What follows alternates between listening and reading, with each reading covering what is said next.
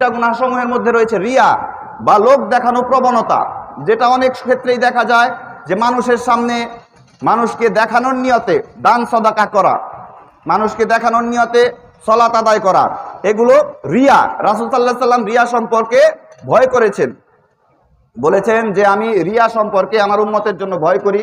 সাহাবীরা জিজ্ঞাসা করলেন, হে আল্লাহর রাসূল সাল্লাল্লাহু আলাইহি ওয়াসাল্লাম, রিয়া কাকে বলে? রাসূল সাল্লাল্লাহু আলাইহি ওয়াসাল্লাম বললেন, লোক দেখানো ইবাদত, তাকে রিয়া বলে। আচ্ছা, অন্তরের কবিরা সমূহের মধ্যে, গুনাহ সমূহের মধ্যে রয়েছে রিয়া, আত্মগর্ব, অহংকার, দম্ভ, বড়াই, আল্লাহর রহমত থেকে নিরাশ হওয়া, আল্লাহর আযাব থেকে নিশ্চিন্ত হওয়া, মুসলিমদের দুঃখ কষ্টে উল্লসিত হওয়া, মুসলিমদের মধ্যে অশ্লীলতার প্রচার প্রসার ঘটুক তা কামনা করা, এবং মুসলিমদের মধ্যে বিভিন্ন রকম কুকর্ম সম্প্রসারিত করার চিন্তা ভাবনা করা, এগুলো সবই অন্তরের কবিরা গুনাহ। অন্তরের কবিরা গুনাহ সমূহ থেকে তওবা করা এবং পরিশুদ্ধ হওয়া ব্যতীত কোনো ব্যক্তির পক্ষে উচ্চ স্তরের মুহসিন বান্দা হওয়া অথবা মুত্তাকি হওয়া সম্ভব নয়। সালাম, প্রত্যেক মুসলিমের জন্য সালাম দেওয়া সুন্নাহ এবং সালামের জবাব দেওয়া ওয়াজিব। সালাম দেওয়ার ক্ষেত্রে আমরা বিভিন্ন সময় অহংকার বোধ করে থাকি। দেখা যায় অনেকেই আমরা আমাদের ছোটদের সালাম দিতে চাই না, মনে করি সালাম দিলে আমার ইজ্জত কমে যাবে। এটি একটি অহংকারের ব্যাপার।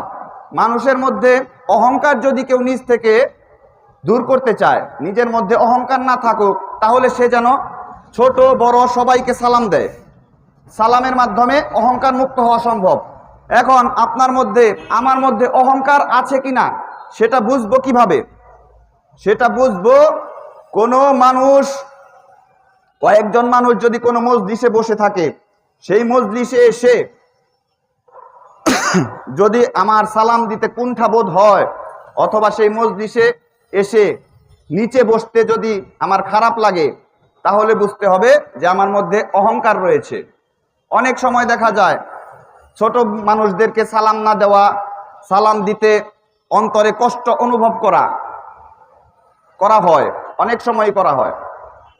তারপরে দেখা যায়, এমনও দেখি যে দেখা গেছে যে মানুষ একা একা দেখা হলে সালাম দেয়, কিন্তু যখন 5-7 জন মানুষ থাকে, 5-7 জন, তখন ওই ব্যক্তি সালাম দেয় না। কেন? কারণ 5-7 জন মানুষ যদি তাকে সালাম দিতে দেখে ফেলে, শুনে ফেলে, তাহলে তার সম্মানের ঘাটতি হয় বলে সে মনে করে। আবার দেখা যায় মসজিদে প্রবেশ করলে সালাম দেওয়া যায়, মসজিদে ফেরেশতারা আছে, মুসল্লিরা আছে, তবে সালামটা উচ্চ স্বরে দেওয়া যাবে না। মসজিদে প্রবেশ করার পরে দেখা যায় যে 5-7 জন মুসল্লি সালাতরত অবস্থায় নেই, তারপরেও 2-1 জন মুসল্লি প্রবেশ করে আস্তে করে সালাম দেয়, যেন ফেরেশতাদের সালাম দিচ্ছে। কিন্তু তার উচিত ছিল এই মানুষগুলোকে সালাম দেওয়া। একটু সামান্য কণ্ঠস্বর উঁচু করলে তার কোনো সমস্যা হতো না, কিন্তু সে আত্মগর্ব, অহংকারের কারণে সে মানুষদেরকে সালাম দিল না, ফেরেশতাদেরকে সালাম দিল। এটা হচ্ছে অহংকারের একটি পরিচয়। অহংকার সম্পর্কে রাসূল সাল্লাল্লাহু আলাইহি সাল্লাম বলেছেন যে সত্যকে প্রত্যাখ্যান করাই অহংকার, সত্যকে গ্রহণ না করা। অনেক মানুষের সামনে অনেক রকমের সত্য, কুরআনের কথা, হাদিসের কথা আলোচনা করা হলে তারা অহংকার বশত তা গ্রহণ করে না।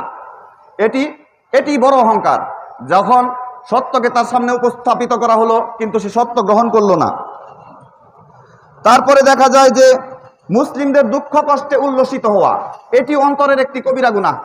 অন্তরের কবিরা গুনার মধ্যে দুঃখ কষ্টে উল্লসিত হওয়া, এটির সাথে আরো কিছু কিছু ব্যাপার জড়িত। আমার মধ্যে বা যে কোনো ব্যক্তির মধ্যে হিংসা না থাকলে মুসলিমদের ক্ষতিতে কেউ উল্লাসিত হয় না, মুসলিমদের ক্ষতিতে কেউ খুশি হয় না। আবার নিজের মধ্যে হিংসা রয়েছে কিনা, হিংসার মতো মারাত্মক ব্যাপার। আগুন যেমন কাঠ খায়, তেমন হিংসা নিজের ইবাদত আমল খায়, আমল নষ্ট করে ফেলে। হিংসা আছে কিনা আমি বুঝবো কিভাবে? অন্য মানুষের যে কোনো উন্নতি, তার ধন সম্পদের উন্নতি, তার ইলমের উন্নতি, তার সম্মানের উন্নতি, বিভিন্ন রকমের উন্নতি দেখে যদি আমি আমার অন্তরে কষ্ট অনুভব করি, খচ করে একটা খোঁচা লাগে, তাহলে বুঝতে হবে আমার মধ্যে হিংসার ব্যাধি রয়েছে।